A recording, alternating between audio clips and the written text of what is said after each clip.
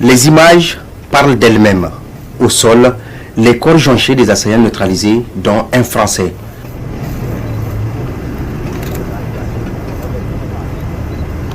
À leur côté, des armes de guerre et plusieurs motos utilisées lors de cette attaque barbare avec la présence des Français et plus loin, les complices interpellés désormais entre les mains des forces de défense et de sécurité. Ces images témoignent de la riposte immédiate et efficace des forces de défense et de sécurité. Très tôt ce matin, le président de la République, chef de l'État, chef suprême des armées, général d'armée Abdraman Tchani, s'est rendu sur les lieux visés à l'escadrille. À son arrivée, il a été accueilli par le ministre d'État, ministre de la Défense nationale, général d'armée Salif Moudi, et salué par la hiérarchie militaire. Sur place, le président de la République a tenu à constater personnellement l'ampleur de l'attaque et les résultats de l'intervention prompte des FDS. Une présence forte destinée à soutenir les forces engagées et rassurer les populations.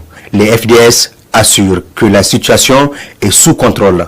Le dispositif de sécurité a tout de même été renforcé et la vigilance maximale demeure sur l'ensemble de la zone.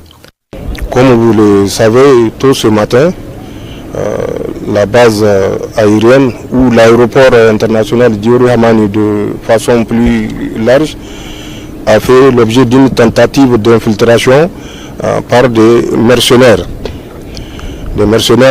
téléguidés.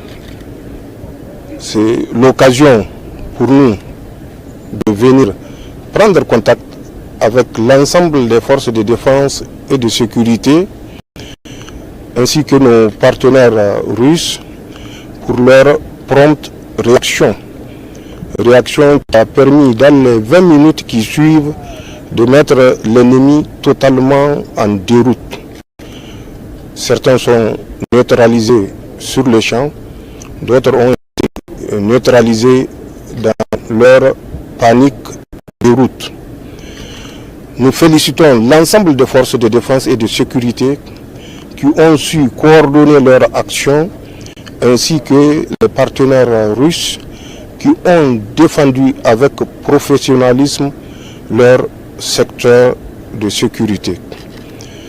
Nous rappelons aux sponsors de ces mercenaires, notamment Emmanuel Macron, Patrice Talon, Alassane Ouattara, nous les avons suffisamment écoutés aboyer, qu'ils s'apprêtent eux aussi à leur tour à nous écouter rugir.